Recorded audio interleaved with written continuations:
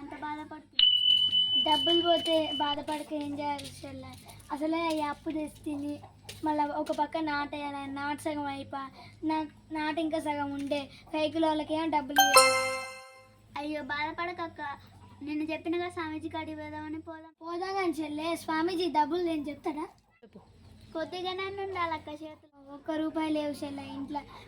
ఉన్న కాడికి ఆ దొంగ బాడక వేసుకో. ఆ కాడ కూడా లేవక్క, నిన్న నేను అడుగుతుంది అక్క. ఏమో చెల్లె, నాకైతే ఏం అర్థం కావట్లేదు. బాక్క ఆ లక్ష్మంకనన్న డబ్బులు అడుక్కొని పోదాం స్వామీజీ కాడికి. అంతేనా చెల్లె? ఇక బా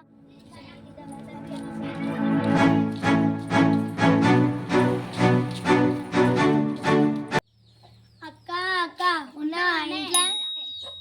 ఎవరు ఉన్నా? రారా. ఎవరు? నేను శ్వేతని.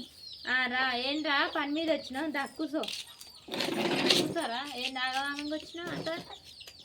అదేం లేదక్క, మొన్న మా నాటేసే పొలం నాటు ఉందని కైకిలోని పిలిచిపోతే నేను పిలిచి వస్తుంటే ఇంటికి ఒక దొంగ నా వాడుకోవాలి అయ్యి నా ఇంట్లో నా 2000 అంతా ఎత్తుకుపోయింది అక్క. ఇప్పుడు ఇద్దామన్నా ఏం లేవు ఇంట్లో. అయ్యో అవునారా?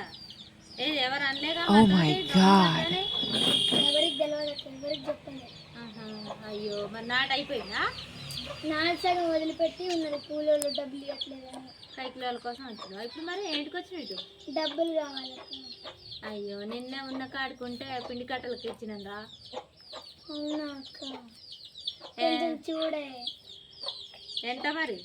ఎంత కావాలి? ఒక 5000 దాకా కావాలక్క. 5000? మరి మీ నాటు కూలి ఇవ్వాలి, మరి నాకు 10 రోజులలో ఇచ్చేయాలి. 10 రోజులలో ఎందుకు? మరి ఎందుకు 5000 ఎందుకు నాటు కూలు? అడిగిపోతున్నావు. స్వామీజీ కాడికి పోయి ఆ దొంగన కొడుకు ఎవరో తెలుసుకుందాం అనుకున్నావు అక్క. అయ్యో స్వామీజీ కాడికి పోతురా? 5000 తీసుకొని పోతావా? ఆయనకు ఒక 2000, మిగిలినవి వీళ్ళకి 3000. సరేలే మరి ఇస్తా. కానీ స్వామీజీ కాడికి పోయి మంచిగా అడకరా, దొంగ ఎవరో తెలుసుకోవాలి. ఇవాళ మీ ఇంట్లో బయట సరే మరి తెస్తా. కానీ ఉండుగా 10,000 అయితే ఇస్తున్నా. మళ్ళీ మర్చిపోకుండా నాకు 10 రోజుల్లో తెచ్చేయాలి. ఎందుకంటే నాకు కైకులు ఇవ్వాలి, నాటుకూలు లేకపోతే మళ్ళీ మాట బద్దు చేయలేదు. సరేనా? సరే అక్క, నేను 10 రోజులు వారం రోజులు ఇచ్చేస్తా. ఎందుకంటే ఇప్పుడు స్వామీజీ కాడికి పోతున్నాను. దొంగ ఎవడో తెలంగాణ వాడిని దంచి మీ డబ్బులు డబల్ వసూలు చేశారా? సరేనా? దొంగ దొరకలేదని దొరుకుతాడంటవా? దొంగ దొరుకుతాడు. దొరికితే 4 దాన్ని డబల్ వసూలు చేయి. సరే డబల్ వసూలు చేయి. సరే ఇంకా వెళ్ళిరా మంచిది.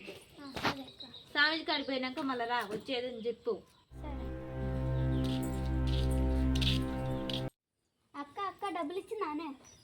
ఇచ్చిందే, కానీ ఒక మాట అన్నది. ఏమన్నా అంటే 10 రోజులలో ఇచ్చేయాలంట. ఇంకా నన్ను ఏమన్నా తెలుసా? దొంగ దొరకలేదని డబ్బులు ఎగ్గొట్టదా? అవునే, మస్తు ప్రశ్న. ఏమో బట్ పైసలు అయితే నేను ఇంట్లోకి వద్దామంటే పని పడి బయటికి పోయినాక అయితే ఇచ్చింది. కానీ స్వామీజీ కాడికి పోయి ఆ దొంగ నా కొడుకు ఎవడో పట్టుకోవాలి.